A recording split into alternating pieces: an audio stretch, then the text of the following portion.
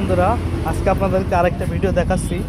সেটা হচ্ছে গাড়িতে ব্রেক কেন হচ্ছে না। চাকা কিন্তু ব্রেক সমুরুক সব ঠিক আছে, তারপরেও ব্রেক হচ্ছে না। সেটি কেন হয় এটি আপনাদেরকে এখন দেখাবো।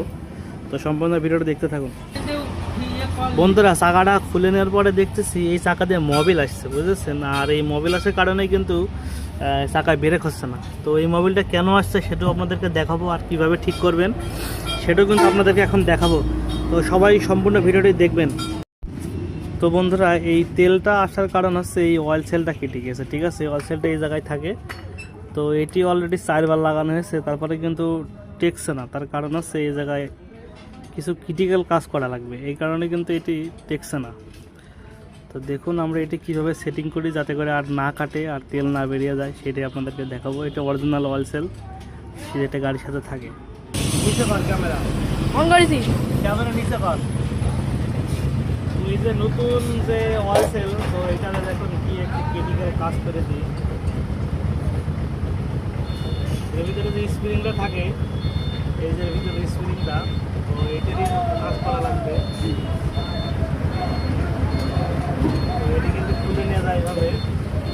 তো এটি একটু ছোটো করে দেবেন আপনারা, যখন এটি কাটবেন একটু ছোটো করে দেবেন, তারপরে আবার লাগিয়ে দেবেন। স্টপ কর ভিডিওটা। তো এই যে কাটা কমপ্লিট, এটা আমি সেট করে দেবো।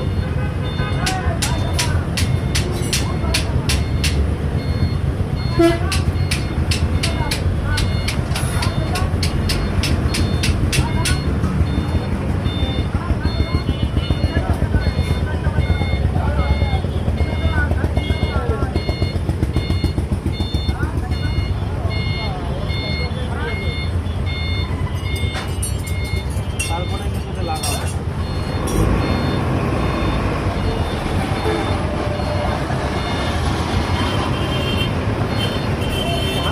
হাতের দাও।